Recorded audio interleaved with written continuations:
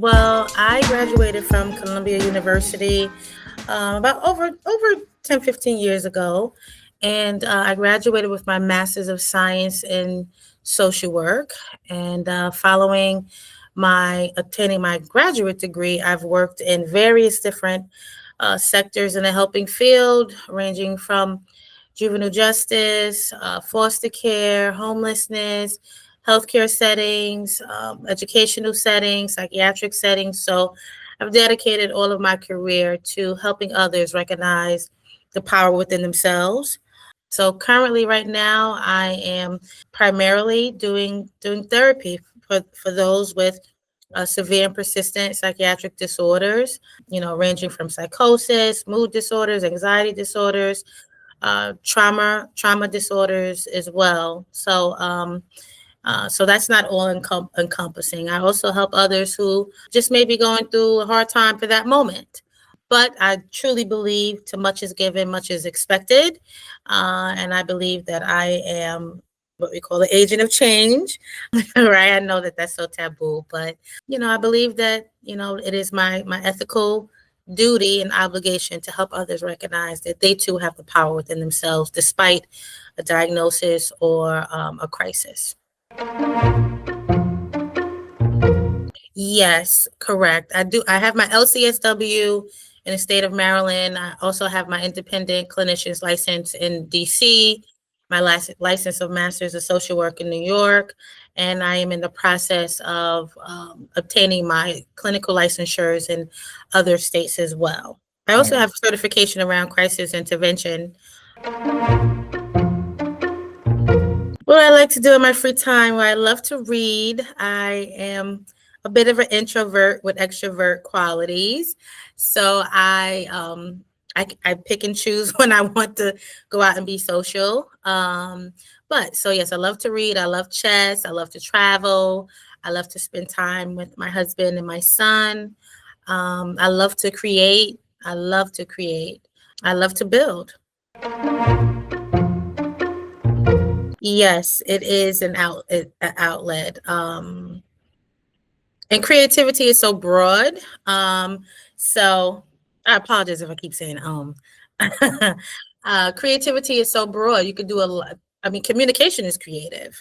Speaking to others is could be creative. Or just taking on new projects. I love to assemble furniture. I love to, maybe one day down the line, maybe I will begin to use my creative skills in building buildings, right? Doing construction one day. I don't know. But how you do anything is how you do everything. I'm a true believer of that. So I'm looking forward to use my creativity in whatever space I enter into. But I do love to be creative. To build something from nothing. I like that too. I'm usually drawn to those who may have a history of schizophrenia, history of borderline personality disorders, bipolar, which is also a mood disorder, anxiety, trauma. So those are usually, or crisis intervention. Usually with crisis intervention, you could do short-term, use short-term modalities like solution focus, task oriented. I'm really, really skilled at solution focused and task oriented cognitive behavioral therapies. So I'm open to a few different diagnoses. And I'm also, like I said, experienced in the field with working with a multitude of different diagnoses. My therapeutic approach is very open, understanding, very empathetic. The therapy approach is safe and very person centered. My therapy approach highlights and notes and acknowledges the strengths in others despite what may be happening in the moment. Of course, acknowledging the crises in the moment or the barriers in the moment is important. Highlighting strengths is equally important. So my approach is primarily driven by person centered. And in that, other modalities are integrated. But for the most part, it's person centered. Cognitive behavior therapy are our thoughts impact our emotions, emotions impact behavior. That works very well. Being able to catch automatic thoughts, check them, and correct them. Solution focus works very well. Task oriented works very well.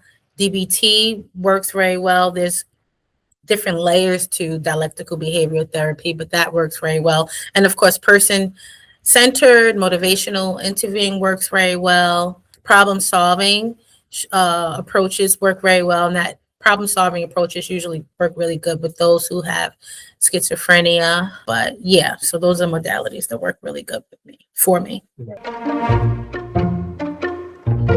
I would say it's diverse. I've worked with various different age groups, various different cultural backgrounds throughout my career in various sectors. At this juncture of my career, my preference, I primarily work with adults, but I'm also comfortable with working with children ages like 7 to, let's say, like 11 years old. I was in a elementary school setting for about 7 years, so I'm comfortable with working with children as well. Even though I've worked with teenagers and so forth, but right now my preference is to work with age groups from 7 to 11 and 18 years or older.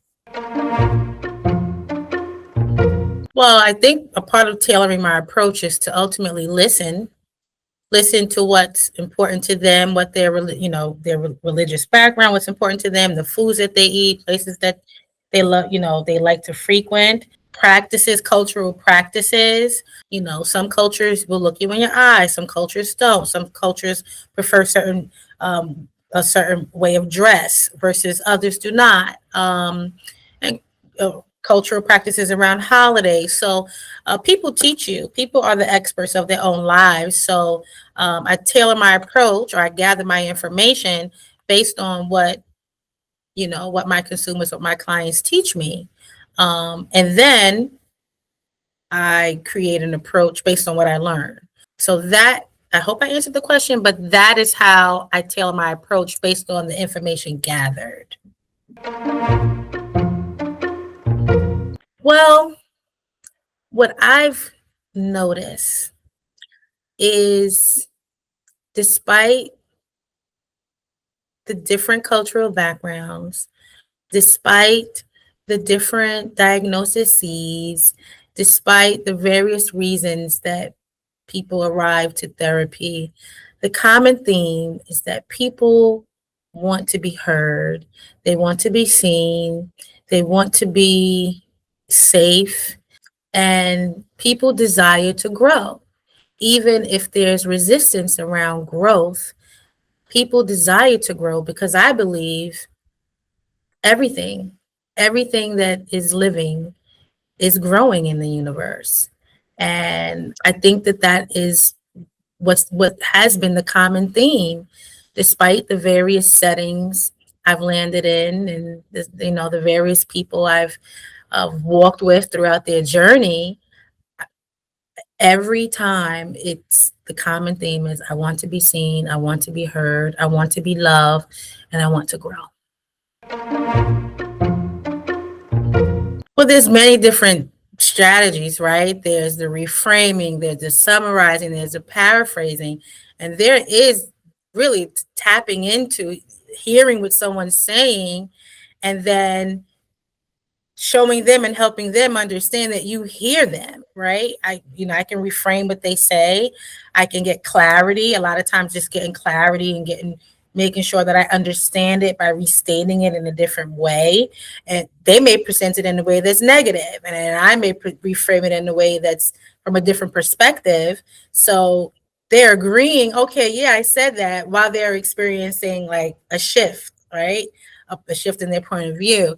So, and then seeing eye contact, like, or noticing a new hairdo, a new outfit, new sneakers, or just something different, that, and just acknowledgement. I think leads to people saying, okay, yeah, this person sees me, this person notices me, this person is giving me their undivided attention. And then you see when you do that, or when I do that, I can see the softening.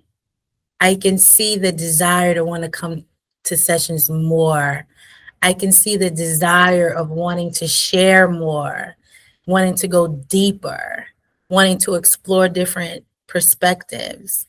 Like, when you're connecting. Oh, yeah, that's another thing. Like, everyone wants to be connected. A shift in the thoughts, a shift in outcomes, a shift in the behavior, right? So a shift in the shift in the language, because success is not like the aha moment. The sex is the small things that lead up to the big things. So the success is a shift in the small things, so much so you can say something really small. To me, it's like probably a big thing, but in the session, it can come across like something really subtle. And then when you hear your consumers or someone who you're helping say it in a different way, you're like, they got it, right? That's that's like a win, right? Or a sudden, a slight change in something. Maybe someone who didn't come to therapy prior, or had many missed appointments, and now they're coming. So a shift in something to me is a win. I enjoy the magic of it.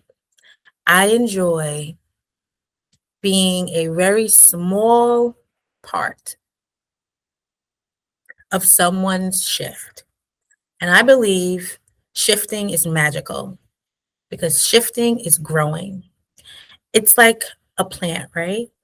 When a plant is growing, that's magic. It's like, it's growing. You see it one day and it's like a little nothing. And then you see it the next day, it's a little something. And you're like, and sometimes like plants are growing right in front of you, but you see it and you don't. It's like magical. So that part I love. I love the magical part of it. Maybe because it's creative. I think magic is creativity. So I love that part, and I love being a very small part of it. Very small part of it. I'm like a moment in time for that person during that time on their journey. And then poof, be gone. Great question. So I believe I do work out. I'm doing my best to do it consistently, but I do work out. That getting myself to the gym is the hardest part. But once I'm there and it's done, I'm like, oh my God, it felt so good. So yes, working out. I think that every good therapist has a good therapist. So I do therapy myself.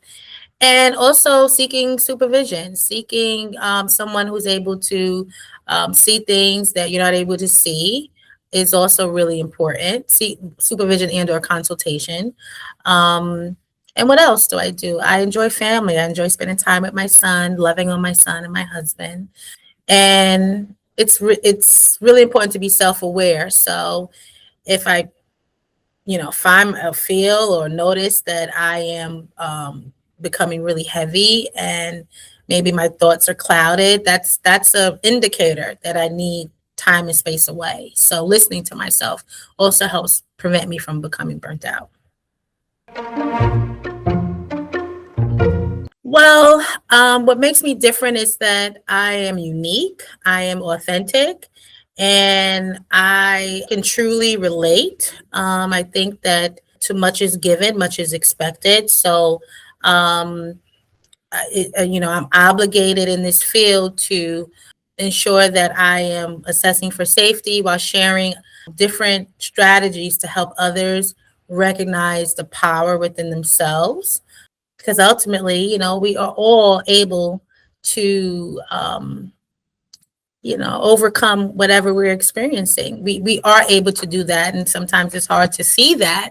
So I think what makes me different is my passion and ability to help others recognize that in themselves while using authenticity. The reason why I chose to work with Latte Wellness. Well, yes. Well, first I saw rave reviews, and I says, "Oh, this may be a really nice practice to share my skills with." Um, and then after, you know, interviewing with you all, I do see the team camaraderie. I also see tons of resources that are shared amongst the therapists. I also see a solid practice. There's so many different processes behind the scenes that keeps the practice running, and keeps the practice effective. You could tell that a lot of thought, a lot of hard work has been put into nurturing latte wellness, and it's international. It's in other countries as well, which is wonderful and impressive. So I thought that this would be a great opportunity to share my skills and continue to hone my skills simultaneously.